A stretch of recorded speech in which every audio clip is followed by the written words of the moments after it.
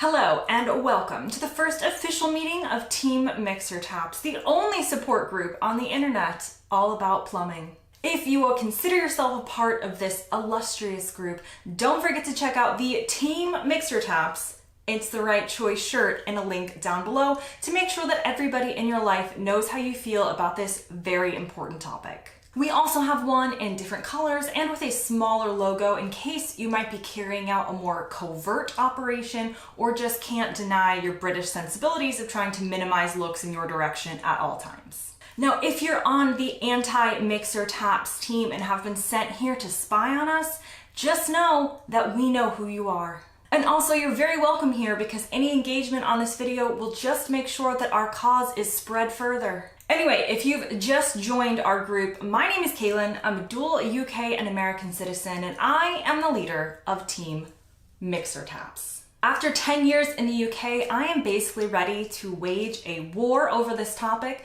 because it's very important to me. And also, what else is there to do in a British winter besides sit inside and talk about mixer taps? Am I right? Genuinely, I am convinced this is the reason for the fall of the British Empire. It wasn't politics, World War II, uprisings, or the fact that it's kind of just weird to own another country. No, the fall of the British Empire was separate taps. Don't ask me how I got to this conclusion, it just was. Separate taps, you see, or faucets as Americans would call them, were the preferred type of plumbing in the UK since the dawn of modern plumbing in the 1800s. These taps have two different faucets, or taps, for two completely different temperatures of water. You've got your scalding hot on one side and your freezing cold on the other. Back in the day, this made absolute sense and was the correct choice for health and safety reasons. The cold water and hot water had to come through these separate taps because of the way that the hot water was heated. Whereas the cold water came directly from the mains and was drinking water and safe to use in that sense to ingest, the hot water had a much more disgusting path. The main way of heating water and delivering hot water was through a tank system. The cistern would be up in the attic because the water also relied on gravity to help increase the water pressure to flow through the house. Now, these older cisterns didn't often have a lid in the attic, or as the Brits would say, in the loft. So any dead insect, rodent, maybe a lost bird might find this cistern, jump in, meet its unfortunate demise, and suddenly your hot water, which is coming from that tank, is not so pleasant and downright disgusting. So drinking from the hot water tap was definitely a huge no-no, but also making sure that your mains weren't contaminated with this hot, rodent-filled drinking water was just a sensible thing to do.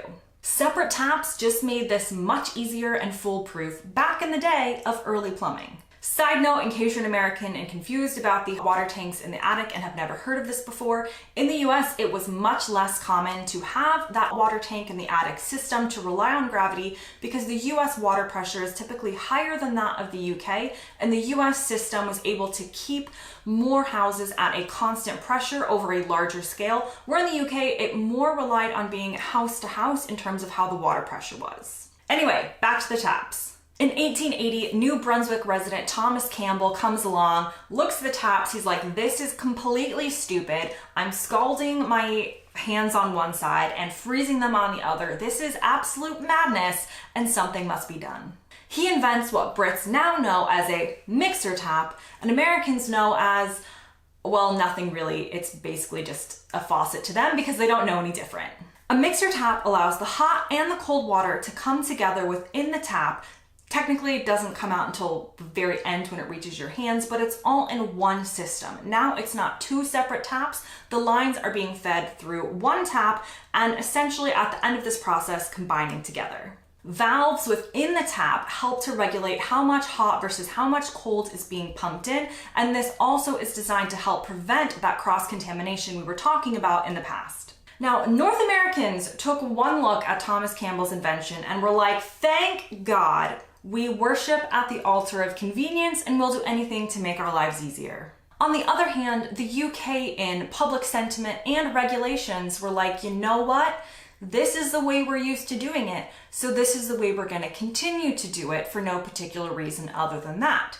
Sound familiar? Now, today, many British homes and British people have joined the Team Mixer Tap revolution, and you can find them much more easily and standard in houses and businesses across the country. However, there are still plenty of separate taps within the country. If you are a visitor for even a week, you will absolutely encounter these separate taps at some point during your visit. In fact, many Brits actually still believe that separate taps are the way to go. However, for us on Team Mixer Tap, I've put together a couple bullet points to make sure that you've got the facts / opinions / is there even a difference anymore when you are embroiled in controversy with the opposing team. Maybe you're at work, maybe you're at the dinner table, and you realize, I'm in the company of an anti-mixer tapper. What do I say? Okay, so point 1, mixer taps are easier to use. Now, it's very American of me to go for the shortcuts. I know, I even have portable air conditioners in my house because suffering needlessly in the summer is not really my style. However, you cannot tell me that separate taps are easier to use than mixer taps. I often hear the comment that it's somehow easier to use a basin to wash your hands. So you're going to put the hot water in and the cold water in from separate taps, let them run, let it mix up in the basin until it's the correct temperature for you to wash your hands or your face. How could this possibly be easier than turning on a single tap at a pleasant temperature and just getting on with it? I respect that this may have been the way that people have done it in the past.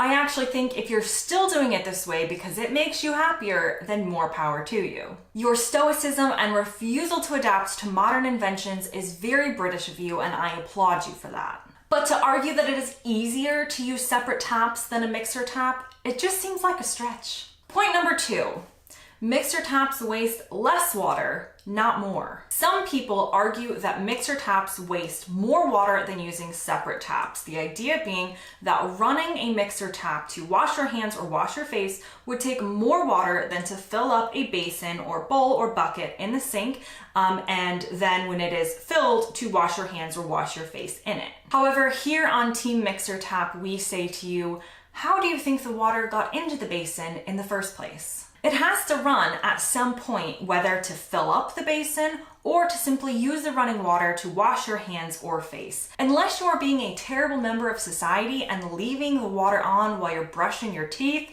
or cleaning the bathroom or watching a movie, I cannot see how filling up an entire basin or entire sink with enough water to wash your hands or your face is going to be less water than the 20 seconds or so it takes to wash your hands under a mixer tap. I would also like to put forward that this standpoint on the anti-mixer tap side is more of a pro-basin argument rather than a pro-separate taps argument.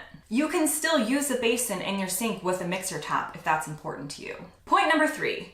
Mixer taps can still be environmentally friendly if you just want cold water. One of our enemies left a very reasoned comment the other day on one of my videos saying that his belief in separate mixer taps has more to do with saving the environment than it does anything else. By using a mixer tap, he suggested, you are basically always firing up the hot water, which uses energy for the heating, whereas with a separate tap system, it's much easier to just turn on the cold water and ignore the hot. His argument was an interesting one, and sir, if you're watching this, please take this for what it is, which is a light-hearted video despite my deadpan bashing of separate taps.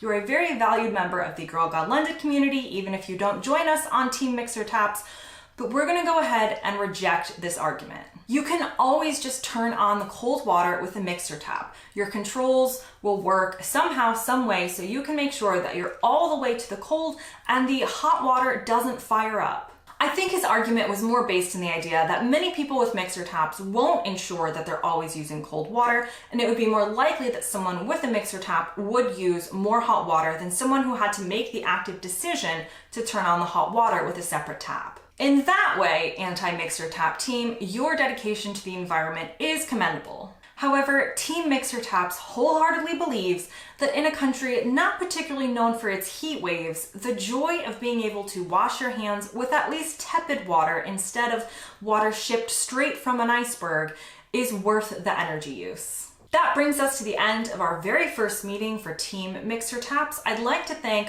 all of our team members as well as enemy spies who took the time to commit to this very important issue today. Don't forget to check out the team gear below so that we can spot each other in the wild and know that we're amongst friends.